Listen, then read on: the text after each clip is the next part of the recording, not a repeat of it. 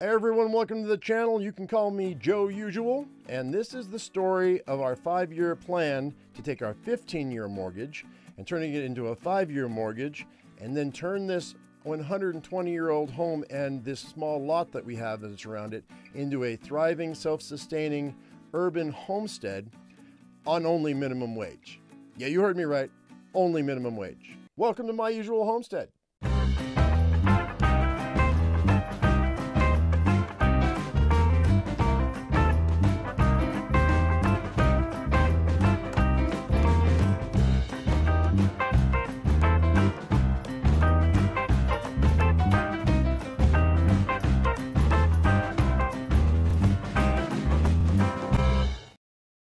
So as with a lot of families in the United States or even in the world in the last few years, things have gotten tight. Things have gotten really tight. Businesses are shutting down. The amount of money that there is to go around is not a lot. People are feeling the pinch, and for whatever reason you want to blame the world on, we're feeling it too. And I knew I was going to make this channel for a long time, but I especially knew I was going to make this channel when we found out that my wife had muscular dystrophy 2 years ago. And so she's having a hard time walking around, getting around. They're cutting her hours at work because she can't do the job. So the doctors tell us that she has about 5 to 10 years before she's going to be absolutely not be able to work on her feet anymore. And she's been a cook for the last 14 years. So we have to prepare for the future. And so that's what we're doing. I have another channel on YouTube. It's called My Usual Me Daily Games. The link will be down in the description if you want to check it out. And so I make basically minimum wage. She makes minimum wage, but her hours are being cut. And so it's difficult. And yet I think we found a way to take our 15-year mortgage, turn it to a 5-year mortgage, pay it off, and make this place self-sufficient, so that when she can't work anymore, she still has something she can do, and it'll make enough money to perhaps pay the bills that the house will incur. Now, another part of this journey for me is my weight loss. I was 215 pounds. I'm 5'9". I was 215 pounds. You can do the math on that. I was obese. And in the last 5 months, I've lost 30 pounds. I've got 20 more pounds to go to get to my optimal weight. I'm going to bring you on that journey as well, because I'm excited about it, and I'm really excited about the regiment that I'm on, and I'm proud of what I've done.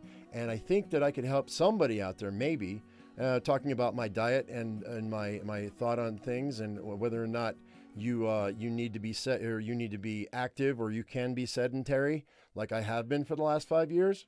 So we're going to go over that in future videos. So that's exciting for me. But the journey of self-sufficiency as well as weight loss starts in the garden for me. So I have a cinder block raised bed system with a Ruth Stout inspired mix of things, which basically is straw over the top of everything. I will be getting the garden together here at the end of this month. It is the beginning of May now, and we can't plant here. I'm in zone 5. We can't plant here until the end of May. So our growing season is really only June 1st until October 31st, maybe a little bit past that. So we have to do things that are fast growing or produce a lot of vegetables. But the main thing is nutrient density. I need nutrients to go into our bodies that are going to make us healthy. So I'm going to be focusing on that and that alone this year. And I'm super excited to bring you with us, because last year I had a wall of beans, a wall of green beans, and we're going to do that again this year. So I'm talking beets, I'm talking radishes, I'm talking spinach, I'm talking kale, I'm talking zucchini, tomatoes, squash, cucumbers, and also stevia, because I don't do refined sugar anymore. I used to love my refined sugar. I finally learned how to use stevia and make my palate accept it. And so now I've cut all the sugar out of my diet. And so I grew stevia last year. We're growing stevia again this year, and I'll show you all I know about it. I mean, I've only grown it this will be my 2nd year. I overwintered a little bit of it, and I bought some new. So we're going to see how the two compare as far as whether the old can come back. And now I'm going to compare the stevia that I grow with the stevia that you buy in the store. And we're going to do a taste test, and I'm going to see if I can get something that's comparable for less price. And that's what it's all about. If I can get product, I have to get product for less than I can buy it in the store, because we have to save every single penny that we can, because every penny counts. And that's the whole point. Now, I will be growing a couple other things this year. I've got a horseradish and things like that. No big carb plants, so no potatoes, no sweet potatoes. Probably, I planted Jerusalem artichokes last year, but I didn't get any. So I don't know if they were just hibernating or if they're hiding from me. Maybe they'll come up this year, but I'm not going to plant anymore. Basically, if it grows fast, it creates a lot of product, or it has a high nutrient value, it's going in my garden. Now, in addition to the garden, we're also going to be foraging this year. I'm going to be foraging for plants as well as fruits, because there are some fruits in this area that I can forage for free. In the late spring, we have apricots. In the late summer, we have wild plums. In the late fall, or early fall, we have apples. And I'll be making products with all of those things, all of those items. As a matter of fact, speaking of foraging for vegetables, outside of my door when we bought this house, there was a small patch of asparagus. And there was a few shoots of asparagus that popped up, and it's always my indicator of when the wild asparagus has come up is when our asparagus comes up. It's not enough to really do anything with at the house, but now I have made arrangements and I'm going foraging tomorrow to collect wild asparagus. So I'm going to make a video on that. I'm going to share that with you. I'm going to bring you along on my wild asparagus hunt. We'll see how well we do.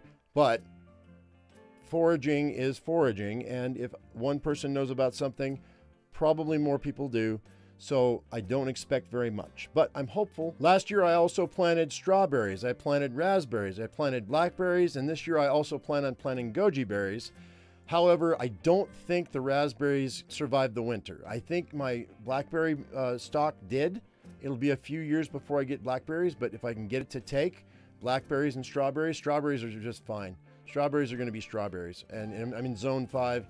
They'll be fine. We're going to have a giant strawberry patch by the time the 5 years is up, and we'll have strawberries every year. I'll be making preserves. I'll be making jams, jellies. I'll be drying fruit. I'll be making pies. I'll be making all kinds of things. Once I get down to my ideal weight, then I'm going to be able to eat all these things. We will be making bread. I will be doing sourdough and other types of bread. So maybe some rice bread. My wife eats a lot of rice. So I'll be trying different types of breads. So we'll be doing some breads as well. So in addition to freezing, canning, drying, preserving, we're also down the road, I would like to do some freeze-dried items as well. But that machine is expensive, so I don't think we're going to be having that. Maybe year 3, perhaps year 4. I'm looking at maybe a freeze dryer, because going to the farmer's market with freeze-dried items, it's very, very popular. My mother has a stall at the farmer's market, and she's telling me what's what. I do plan on getting electric bikes. They are fairly expensive. I hope to get at least one by the fall. And I want a cargo bike so that next year we can go ahead and haul our produce to the market with electric bikes. I'd like to get away from fossil fuels if I can. We live in a smallish town, so it shouldn't be that difficult for us. But an electric bike needs electricity. So down the road in year 4 or 5, I'm planning a 15 to 20 kilowatt solar system to go in. I'm expecting it'll take that long for me to be able to afford it, or for us to be able to afford it. But close to the end where we pay off our mortgage, it might be right after too, because the money from the mortgage may have to go to the solar panels, but that just means that the channel will go longer so that we can show you more stuff. And speaking of showing you more stuff, there will be a lot of DIY stuff. As far as it wouldn't be a homestead without livestock, right? So I plan on getting chickens this year in town. That's all I'm allowed is chickens. I'm allowed up to 6. So I'll be getting between 3 and 6 laying hens this year. And I will be building their coop out of some pallets I have out back from scrap wood and pallets and whatnot. And I'll go buy the chicken wire, and we'll make a run for them. And then probably next year, I will be getting at least 2 rabbits, and there'll be pets basically. I might breed them once for a litter for meat, but I'm more interested in their poop. Yeah, I'm interested in the rabbit poop, because that's what they call it. It's cold manure, and you can put it on your soil, and you can use it immediately. You don't have to compost it. You can't do that with chicken manure, and you can't do it with dog manure either. I looked that up. That's 2 years in the making, that one, because they've got parasites. You don't want that. So rabbit manure is where it's at to fertilize my soils. But like I said, it's got to be cost effective. I'm going to get the chickens first, see if it's cost effective for the eggs. And my mother told me that if I get enough eggs, have too many, she'll sell them at her stall at the farmer's market, which will give us a beginning. It'll supplement the food and the upkeep of the hens. So that will help until we get our own stall, which will be 2 years from now, maybe 3. We'll see. But as far as do-it-yourself projects, I've got quite a few in my head. I've got quite a few written down. A solar dehydrator is one of them, because the amount of product that I would like to pull out.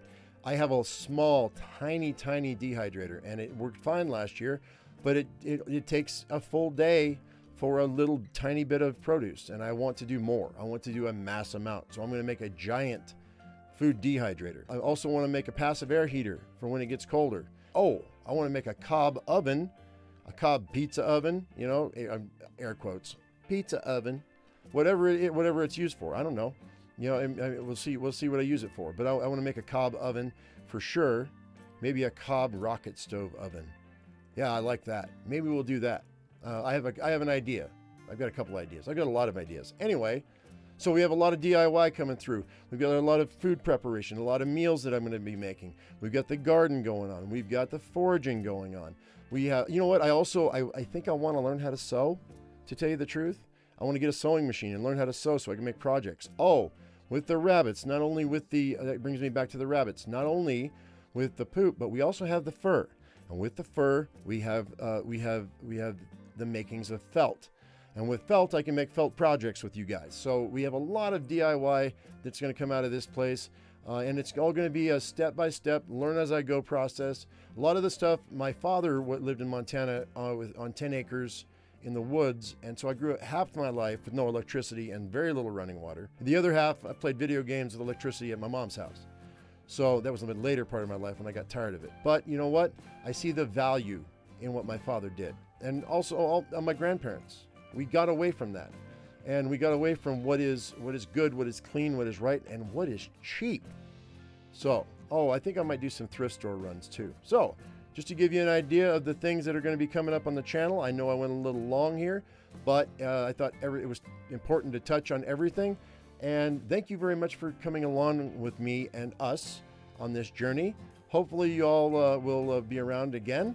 If you do us the honor, I'd appreciate it if you'd hit that subscribe button, give us a like, leave us a comment, and hit that bell icon for notifications. I say this on my other channel, as I always say, I am my usual me, you be your usual you, and we'll see you in the next episode of My Usual Homestead.